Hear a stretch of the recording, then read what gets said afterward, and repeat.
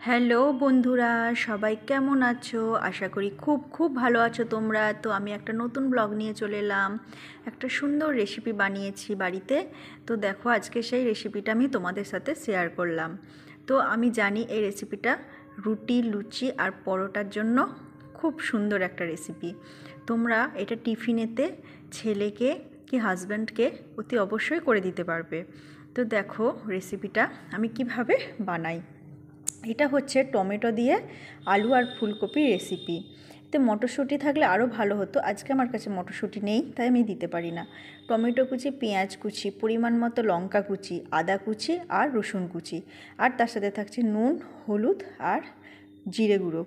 জিরে গুঁড়োর সাথে তোমরা লঙ্কা গুঁড়োও দিতে পারো আর ধনে গুঁড়োও দিতে পারো। যেহেতু আমাদের বাড়িতে এখন ধনেটা নেই তাই আমি দিই না। আর লঙ্কা গুঁড়োটা মরিচ আছে বলে দিই না, তার সাথে কৃষাণের সস আছে।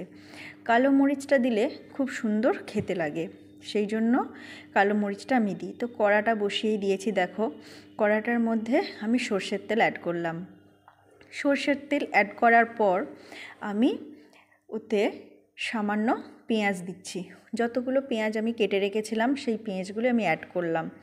তো দেখো পেঁয়াজটা দেওয়ার পর পেঁয়াজটা যখন হালকা হালকা ভাজা হবে তারপর ওতে আমি অ্যাড করব কাঁচা লঙ্কা। তো পেঁয়াজটা আমি ভাজছি প্রথমে, দেখো খুব সুন্দরভাবে ভাজার দরকার নেই, হালকা ভাজলেই হয়ে যাবে। তো এবার আমি কাঁচা লঙ্কাটা অ্যাড করছি ওতে। কাঁচা লঙ্কাটা অ্যাড করে আবার আমি খানিকক্ষণ নাড়া দেব, কারণ কাঁচা লঙ্কাটা ওতে দেওয়ার পর সুন্দর একটা সেন্ট আসে। সেই সেন্ট যতক্ষণ না উঠবে ততক্ষণ কাঁচা লঙ্কাটা দিয়ে আমি নাড়তে থাকবো। তো দেখো নাড়ছি, যখন আস্তে আস্তে একটা সুন্দর সেন্ট উঠেছে তখন আমি আদা কুচিটা দিয়ে দিলাম। আদা কুচিটা দিয়েও আমি সুন্দরভাবে নাড়তে থাকবো যাতে সুন্দর একটা সেন্ট ওঠে। তো সুন্দর সেন্ট ওঠার জন্য আমি খানিকক্ষণ নাড়ছি, আর খুব সুন্দর একটা সেন্টও তখন উঠছে। দেখো খুব সুন্দরভাবে একটা কালার আসছে, হালকা কালার। আর তখনই আমি রসুনগুলো হামাল দিস্তায় থেঁতো করে দিয়ে দিলাম। আমি কিন্তু আদাও বেটে নিইনি আর রসুনও বেটে নিই না, দুটো আলাদা করে আমি কুচিয়ে নিয়েছি, দিয়ে আমি তারপর দিয়েছি। আর দেখো ভাজা ভাজাটাও খুব সুন্দরভাবে হচ্ছে আর দেখতেও কত সুন্দর লাগছে, তাই না? এরকম একটা রেসিপি সত্যি বলছি তোমরা বানিয়ে দেখবে, একদম খুব সুন্দর টেস্টি লাগবে।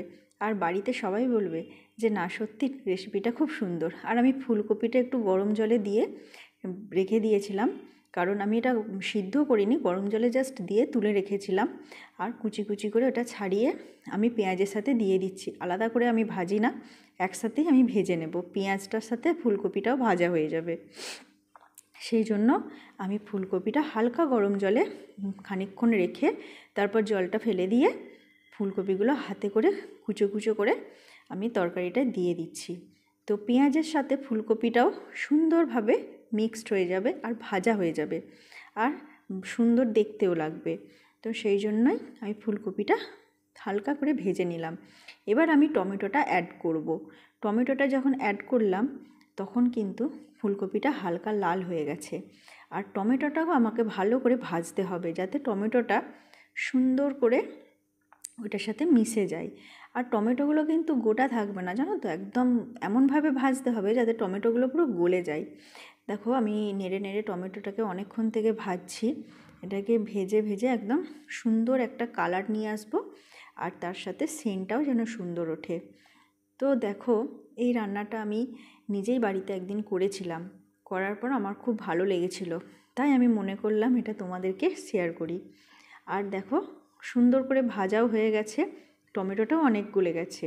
আর তখন আমি হলুদ, জিরে গুঁড়ো আর লঙ্কা গুঁড়ো অ্যাড করবো ওতে। আর তোমাদেরকে বলেছি তোমরা গুঁড়ো লঙ্কাও দিতে পারো, ধনেও দিতে পারো, কোনো অসুবিধা নেই, এতে একটু মটরশুঁটি থাকলেও দিতে পারো। আর রেসিপিটা দেখো এত সুন্দর টেস্ট হবে বলে বোঝাতে পারবো না। তো আমি ওইগুলো অ্যাড করে নাড়তে থাকলাম, নেড়ে নেড়ে জিনিসটা যখন একটা ভাজা ভাজা টাইপের হয়ে যাবে তখন হলুদ আর জিরে গুঁড়োও দিয়ে দেব, দিয়ে ওটা নাড়তে থাকবো।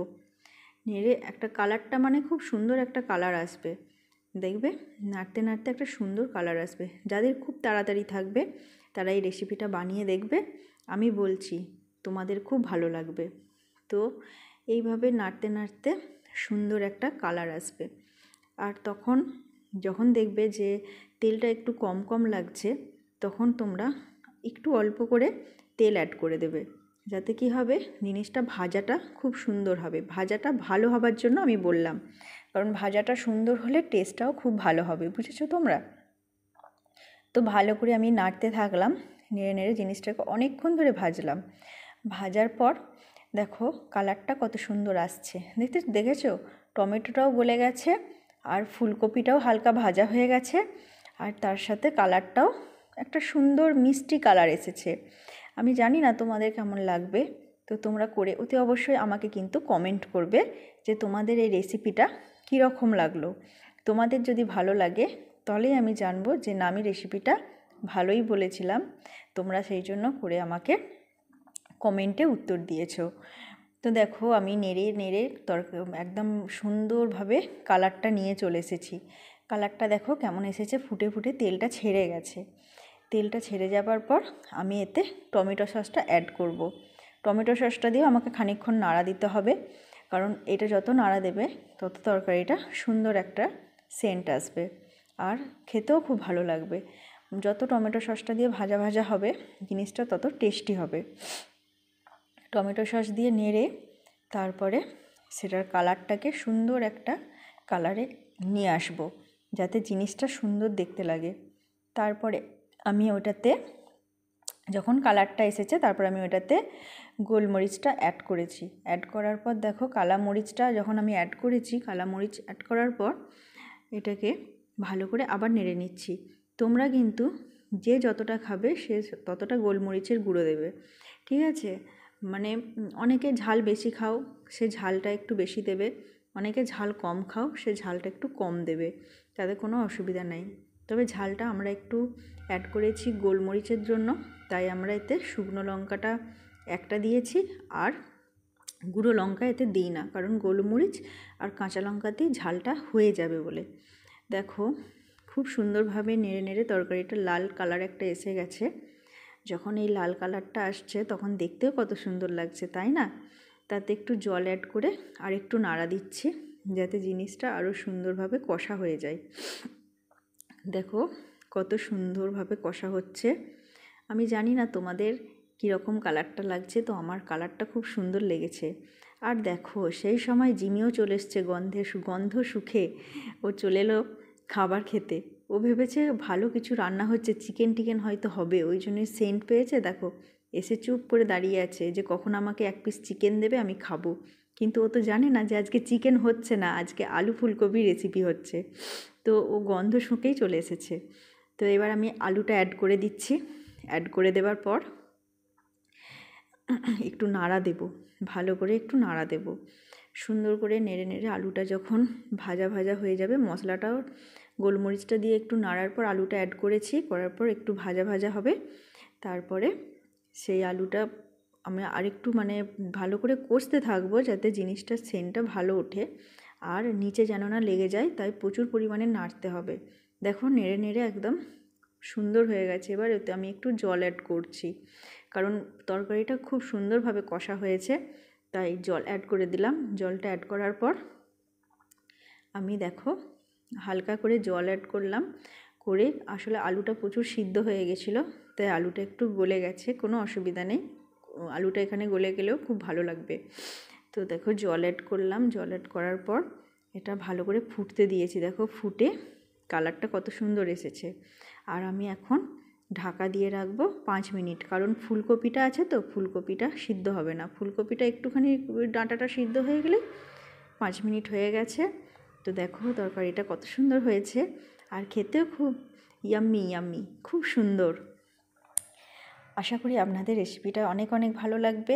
আমার তো খুব ভালো লেগেছে, আর আপনারা আমাকে এইভাবেই সাপোর্ট করবেন, আমার পাশে থাকবেন, আমি যেন আরও ভিডিও আপনাদের সামনে নিয়ে আসতে পারি নতুন নতুন রেসিপি নিয়ে।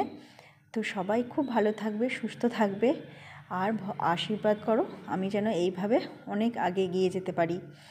আর সবাইকে আমার অনেক অনেক অনেক ভালোবাসা। তো আজ আমার ভিডিওটা এই পর্যন্তই। সবাইকে বলি সবাই মিলে আমার ভিডিওটায় কমেন্ট, লাইক ও শেয়ার করবে। নমস্কার বন্ধু।